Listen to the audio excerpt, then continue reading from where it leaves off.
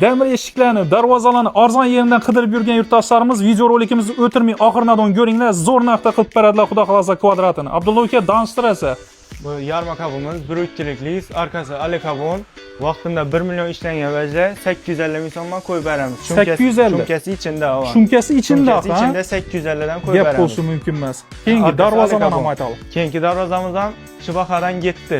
850 Qaramay bosilgan. Buni xolasalay bir yana setga qo'yib beramiz. 300 ming so'mlik setga ichida. Bonus bo'lsa. Bonus 300 ming so'm setga. Undan kam bermaydi. Mumkin emas. Keyin bu yon tarafdagilarni ham aytib o'taylik. Bu yarma kapılarımız ham buların shumka bo'lmasa, shumkasi yo'q, 800 dan qo'yib berdik bularni. 1.2'likliyiz, arkasi alikabon. Tushunarli. Garantiyalari bor, ha? Garantiyasi 5 yil garantiya. Tushunarli. Zakaz olganlaringizdan keyin necha kunda bitirib berasiz? 10 kunning ichida olib borib beramiz. Undan erta borish ham mumkin. Xalqimiz ishonsa bo'ladimi? Ishonsa bo'ladi, bemalol. Bemalol zakaz beraversa, birinchi qo'l usta bo'ladi. Keyin akvaramlarni ham yasaydilar. Akvalarimiz bir yana mokri, bir yana ak, 850 dan setkasi padagonlik ichida. Ha, ikkisi bonus ha. İkisi ham bonus, ikkisini ham qo'shib beramiz. Byudjetni desalar, byudjetni ham qilib berasiz. Byudjetni ham bor, 650 dan Tayxu firma. Aha. Bular ham setkasi padagonlik ichida, 650 ming kvadrati.